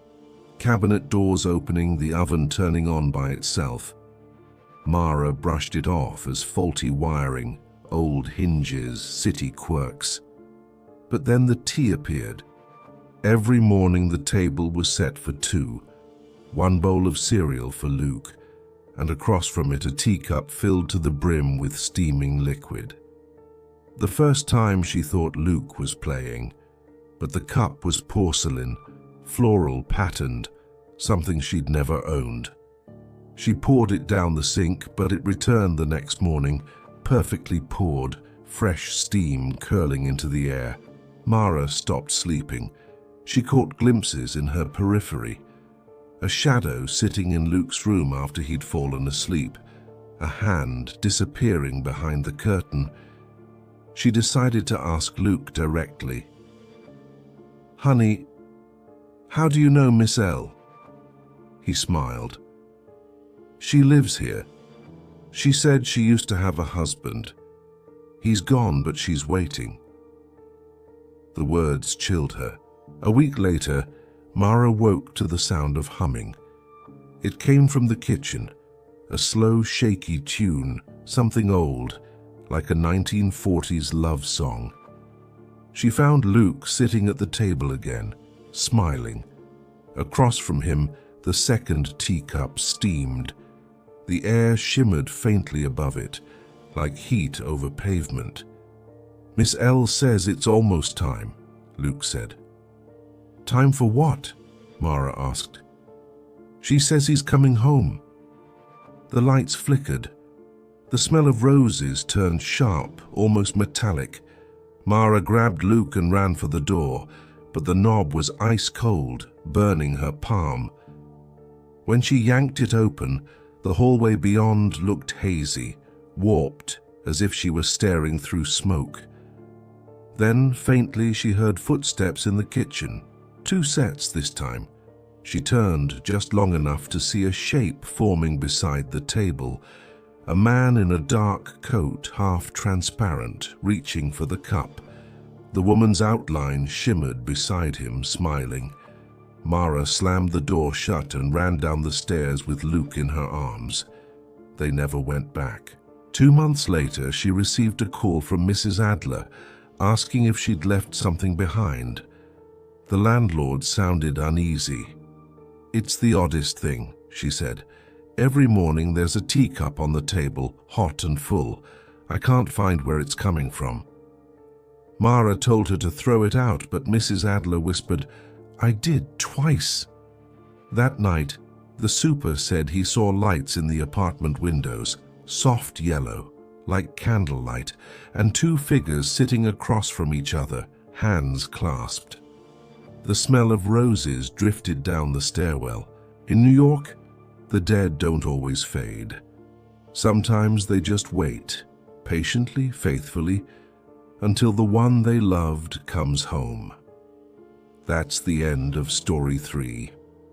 Next, we head uptown again for story 4. A man's curiosity about a sealed closet in Washington Heights opens something that should have stayed locked. Tell us where you're listening from in the comments and keep the lights low. Our next tenant is moving in soon, here on the Black Hour Stories. In Washington Heights, a man thought an old apartment meant peace and quiet.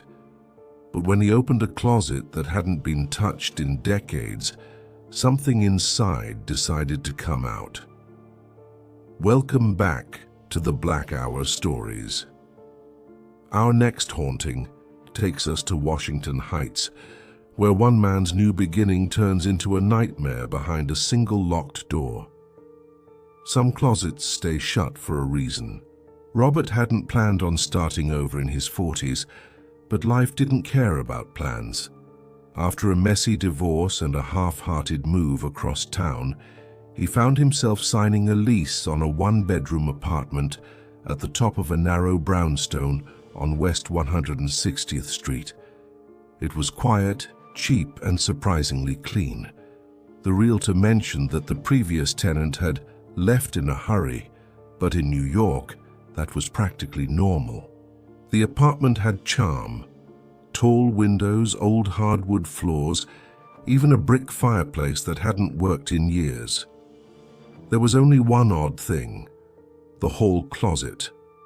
The door wouldn't open.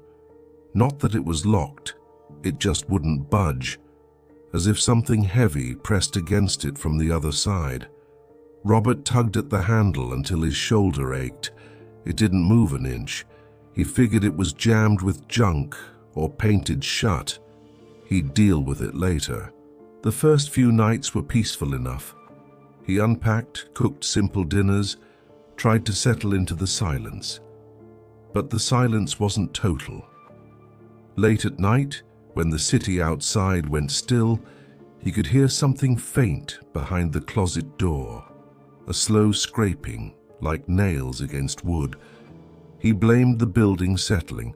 A week later, he came home to find his shoes lined up neatly by the bed, though he was sure he'd left them scattered. His toothbrush had moved from the counter to the sink. The refrigerator door was open an inch, humming softly.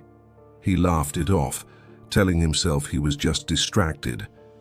Then one morning he found a child's handprint on the bathroom mirror, small, smeared, and perfectly clear. He lived alone. The next night the sound from the closet changed. No more scraping. Now it was tapping, 3 short knocks, a pause, then 2 more, almost like a pattern. He decided to force it open. He wedged a screwdriver between the door and frame, pushing until the paint cracked. The door finally gave way with a loud pop. Inside was only darkness and a smell that made his stomach turn, damp, sweet, and rotten. He flicked on his phone light. There was a single wooden chair in the center, facing the back wall. Carved into that wall were hundreds of small tally marks, uneven and frantic, running from floor to ceiling. The air felt heavy, pressing against his chest. Robert backed out, slammed the door, and nailed it shut with 3 nails from his toolbox. He told himself it was fine. He'd forget about it. But the next night, the tapping came back, this time from inside his bedroom wall. 3 short knocks, pause, 2 more. He couldn't sleep. By morning, the nails he'd hammered into the closet door lay scattered on the floor. The door stood half open. He called the building superintendent. The man came up, took one look inside the closet, and paled. "That room used to be sealed," he said quietly. "Long time ago." Robert asked, "Why?" The super looked around like he didn't want to be heard. "Back in the 50s, a tenant locked his kid in there, said the boy was sick. When the police came, they found the chair, never found the boy." Robert felt his mouth go dry.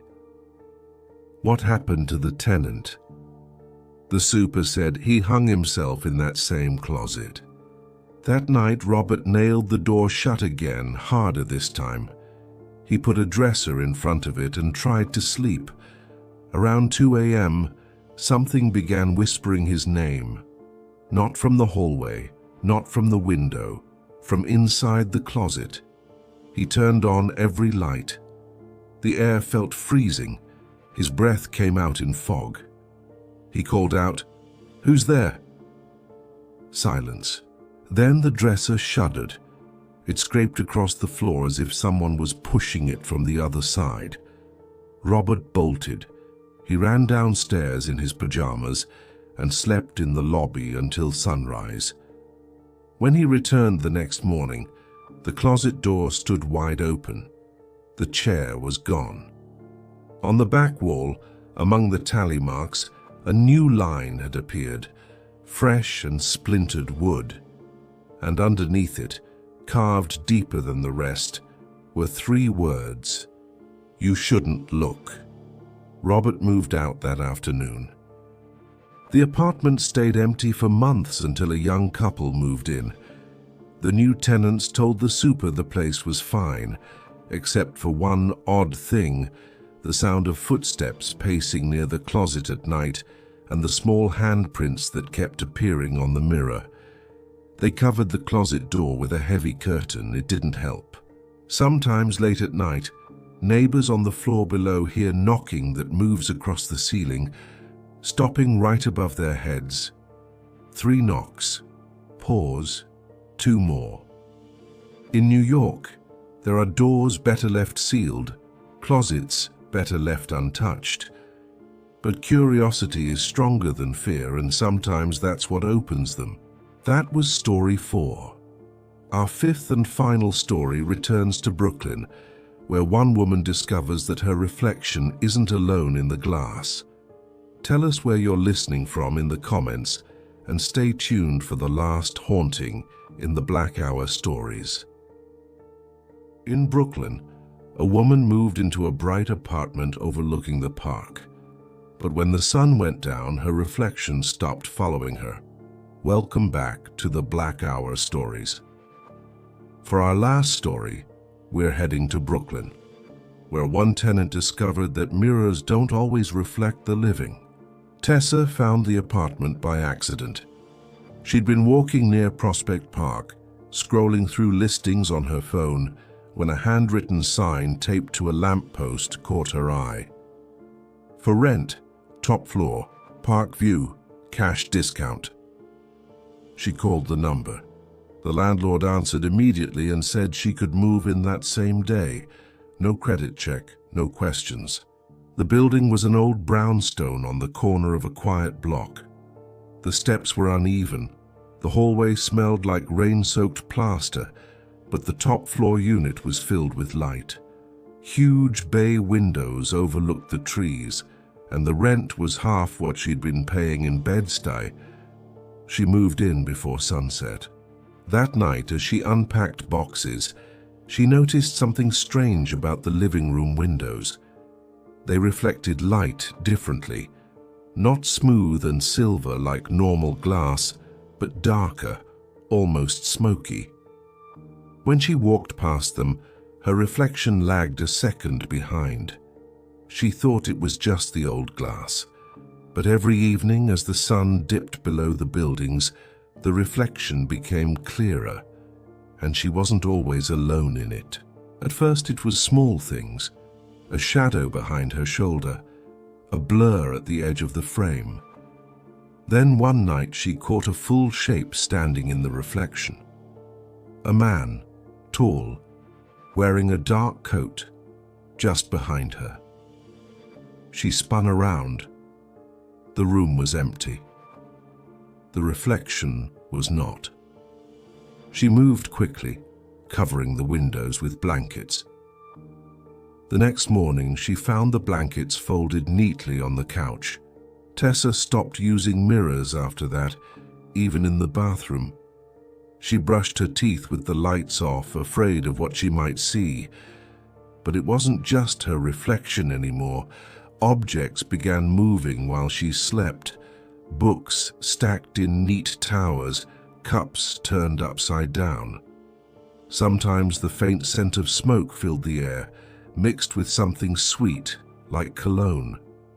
She asked the landlord if anyone had died there. He said, "Not recently," and hung up.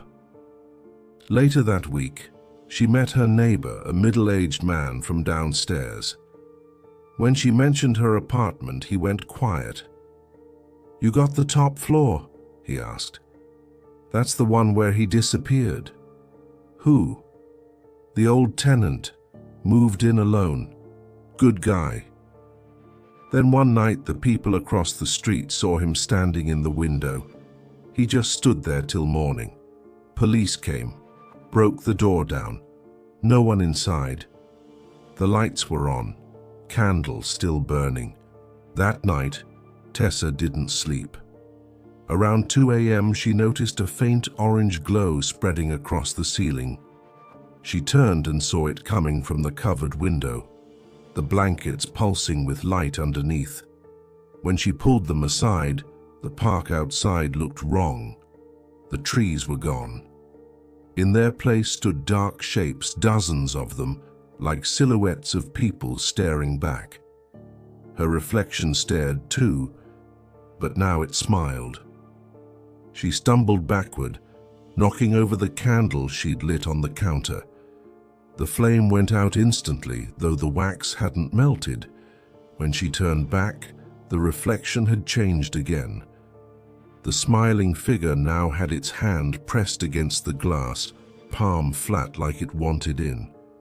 Then her lights flickered. The air thickened, heavy with that sweet, smoky scent. The reflection tilted its head. "Stop," Tessa whispered. "Stop." Her voice trembled. The figure's lips moved, but no sound came. She realized it wasn't mouthing words. It was mimicking her. Every blink, every shake, every breath. Only a second too late. She backed toward the door. The knob was cold, metal biting into her palm. Behind her the glass creaked as if something was pushing from the other side. Then came the knock. 3 sharp taps on the inside of the window. She ran. The next morning, her downstairs neighbor heard the footsteps overhead and assumed she'd dropped something heavy. But when she didn't answer his texts, he went to check. The apartment door stood open. The lights were still on. The bay windows were uncovered, spotless and clear. The room was empty. Only one thing was left behind, a single handprint on the inside of the glass. It faced outward. The police listed her as missing. The landlord re-rented the place a month later. The new tenant told friends that sometimes at night she catches a faint reflection in the glass that doesn't belong to her. When she moves, it lags. When she waves, it waves back. And every so often she smells something faint and sweet like cologne drifting from the window.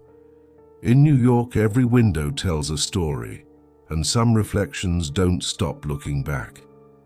That was story 5. 5 true haunted apartment tales from across the city that never sleeps and maybe never really dies. If you've ever lived somewhere that didn't feel empty, tell us where you're listening from in the comments.